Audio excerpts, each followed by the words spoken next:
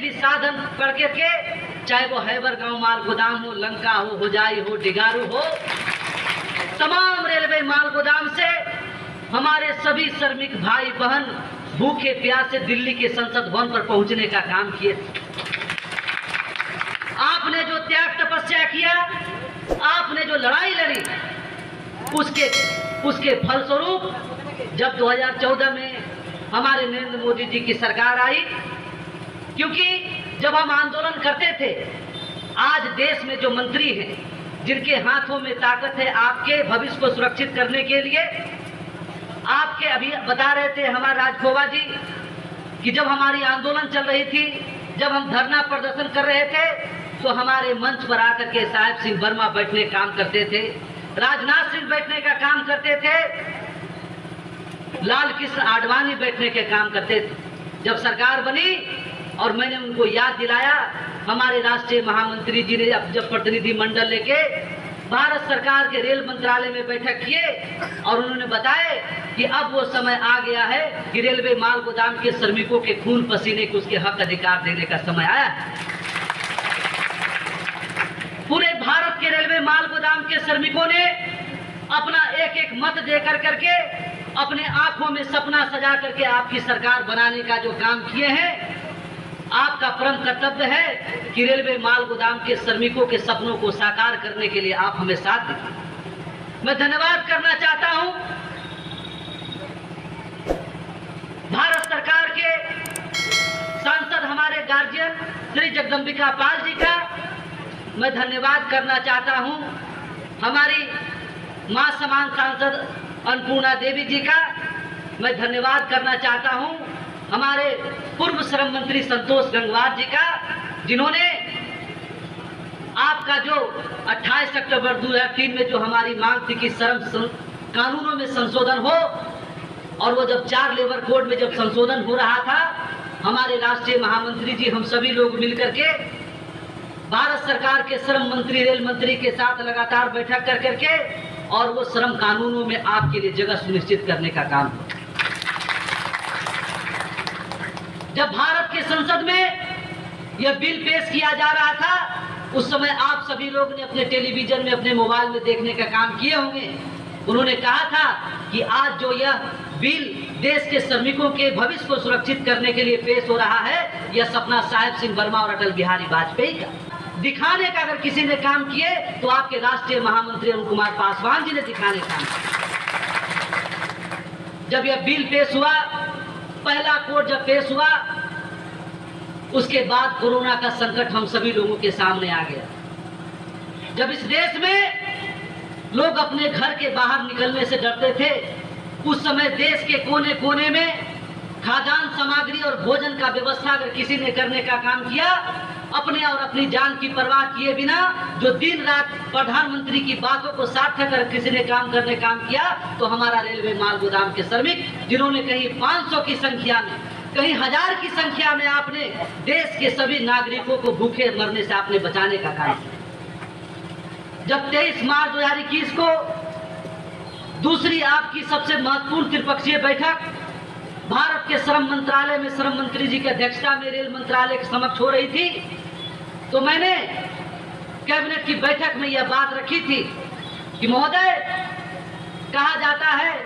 कि हमारे भाग्य की जो लकीर होती है, हमारा जो भविष्य छुपा होता है, वो हमारे हाथों की लकीर में होती है। लेकिन हमारा रेलवे माल गोदाम के श्रमिक, जिसने सीमेंट की बोरा, कोयला की खदान, देश के तमाम संसाधनों को पूरे देश में अपने खून पसीना की कमाई करते करते वो अपने रेखाओं तक मिटाने का काम कर दिया। आज यह 23 मार्च इतिहास के स्वर्णिम अक्षर में लिखा जाएगा। और मैंने उस बैठक में आपके लिए मांग किया कि हमारा मजदूर वो दुर्घटनाओं से भरा हुआ काम करता है, हमेशा कोयला की खदान, सीमेंट की लोडिंग, खाद की लोडिंग, चावल, गेहूं, चीनी, तमाम चीज की लोडिंग, जब वो घायल हो जाता है तो उसे कोई देखने वाला नहीं है। उनको जब वो घायल हो जाए तो उनको मेडिकल की सुविधा जिस तरह से रेलवे कर्मचारी को मिलता है, उसी तरह मेडिकल की सुविधा मिले और 2.5 लाख रुपए की मुआवजा उनको मिले। दूसरा हमने मांग रखा कि हमारा मजदूर जब काम करने की अवस्था में उसकी मृत्यु हो जाए तो उसको कम से कम 10 लाख रुपया की मुआवजा मिलना चाहिए। और उसके परिवार के लोगों को आने वाले समय में जो हमारी संगठन के द्वारा जो रेलवे कर्मचारी का दर्जा मिलेगा उसके परिवार के लोगों को मिलना चाहिए। हमने मांग रखा कि हमारा मजदूर जो दिन रात मेहनत कर करके रेलवे को 70% आमदनी देने का काम करती है, रेल का अगर विकास होता है तो पूरे देश का विकास होता है। इस तरह से केंद्रीय कर्मचारी के बच्चों के लिए सेंट्रल स्कूल और तमाम शिक्षण संसाधन में आरक्षण है, उसी तरह से हमारे रेलवे माल गोदाम के श्रमिकों के बच्चों की शिक्षा की व्यवस्था हो ताकि वो भी कल के डॉक्टर इंजीनियर बन के इस देश में नाम रोशन करने का काम करें। मैंने मांग रखा कि हमारे मजदूर को एक तरफ हमारा जो मजदूर काम करता है, हमारा भाई जो एफसीआई के कर्मचारी, वो भी ट्रक से माल खाली कर करके एफसीआई के गोडाउन में रखने का काम करता है। उसके मजदूर हमारे भाई, उसके भाई को लगभग 1.5 लाख तक के वेतन मिलने का काम होता है। और हमारा रेलवे माल गोदाम के श्रमिक जो दिन दोपहरिया रात चिलचिलाती धूप हो, कड़कड़ाती ठंड हो या मूसलाधार बारिश हो, जिसमें अपना जीवन निछावर करने का काम करता है और उसको 50 किलो वजन उठाने का कहीं 1.5 रुपया कहीं 2 रुपया इस तरह की मजदूरी मिलती है। ये असमानता नहीं होनी चाहिए और समान काम समान वेतन के अधिकार के तहत जिस तरह एफसीआई के कर्मचारी को, पार्सल पोर्टर के कर्मचारी को एवं तमाम अन्य कर्मचारी को जो सुविधा है, जो वेतनमान सुनिश्चित किया गया है, हमारे रेलवे माल गोदाम के श्रमिकों को भी उसको मिलना चाहिए। हमने जब ये सभी लगभग 14 मांग आपके लिए उस कैबिनेट की बैठक में रखी, मैं धन्यवाद करना चाहता हूं, अभिनंदन करना चाहता हूं भारत सरकार के श्रम मंत्रालय का। आपके 14 मांगों में से 14 मांग को स्वीकृति देने का काम किया। भारत सरकार ने तय किया कि पूरे देश में कितने रेलवे माल गोदाम के कर्मचारी हैं, कितने हैबर गांव में काम करते हैं, कितने लंका में काम करते हैं, कितने डिगारू में काम करते हैं, कितने गुवाहाटी बीजे में काम करते हैं, यानी पूरे भारत में अलग अलग माल गोदामों में कितने मजदूर काम करते हैं। पहली बार भारत के इतिहास में आपके संगठन और आपके राष्ट्रीय महामंत्री की देन के कारण, लगातार परिश्रम के कारण भारत सरकार ने आपके संगठन को ये ऑथराइज देने का काम किया कि पूरे भारत के माल गोदाम में कैंप लगा करके आप मजदूरों को डाटाबेस कंप्लीट करने का काम करें, ताकि जो मांग आपने कैबिनेट की बैठक में रखी है, जो प्रस्ताव पारित हुआ है, जब रजिस्ट्रेशन कंप्लीट हो उसका डाटा आप सरकार के पास जमा करें, वो सारी मांगे मैं रेलवे माल गोदाम के मजदूरों तक पहुंचाने का काम करूंगा। मैं धन्यवाद करना चाहता हूं आप सभी लोगों का, हमारे पंचानन डेका का कर ही हम सरकार के समक्ष उसका डाटा प्रस्तुत करने का काम करेंगे।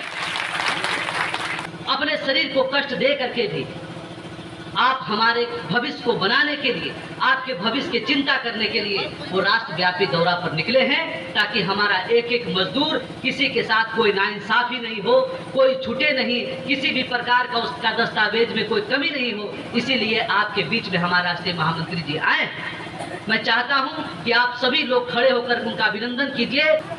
मैं अपने राष्ट्रीय महामंत्री से निवेदन करना चाहूंगा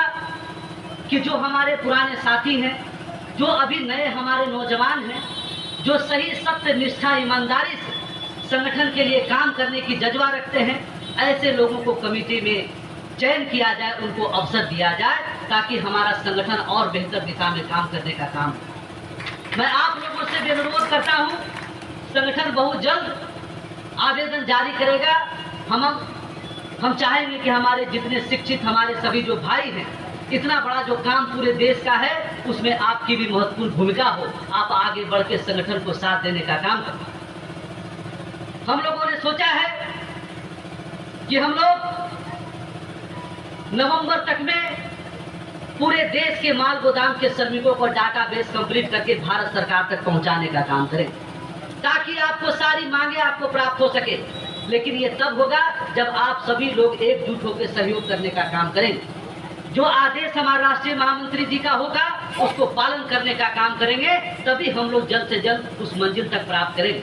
सरकार ने तो हमने जो मांग रखी वो सभी मांगों पर सहमति जाहिर की, उन्होंने सभी मांगों को मांगा। अब हमारी और आपकी बारी है कि अपने श्रमिकों का सभी डाटाबेस कंप्लीट करके हम सरकार तक पहुंचाने का काम। राष्ट्रीय महामंत्री जी बताएंगे। महामंत्री जी का 1-2 स्टेट का और भी है, वो भी मुझे लगता है कि 10 इस महीने के लास्ट तक में दौरा संपन्न हो जाएगा और अगले महीने में जब हमारा सारा रिकॉर्ड कंप्लीट हो जाएगा तो हम लोग एक बहुत बड़ा विशाल महासम्मेलन करने का काम करेंगे और उस महासम्मेलन में आपके बीच में भारत सरकार को लाने का काम करेंगे और उनके मुखारबिंद से ही आपके बीच में घोषणा होने का काम होगा। इसलिए पूरी ताकत के साथ, पूरे जुनून के साथ आगे बढ़ के जो हमारा काम बचा हुआ है उसको कंप्लीट करने का काम करें। और मुझे पूरा भरोसा है कि हमारा आसाम प्रदेश क्रांतिकारियों का प्रदेश है, हमेशा आगे बढ़ के संगठन के साथ खड़ा होने का काम किया है। जब संघर्ष के दिन में ट्रेन में लटक करके दिल्ली तक पहुंचने का काम इन्होंने किया है तो रिकॉर्ड कंप्लीट करने में कितना समय लगेगा, मुझे पूरा भरोसा और विश्वास है। और इसी विश्वास के साथ मैं अपनी वाणी को विराम देता हूं।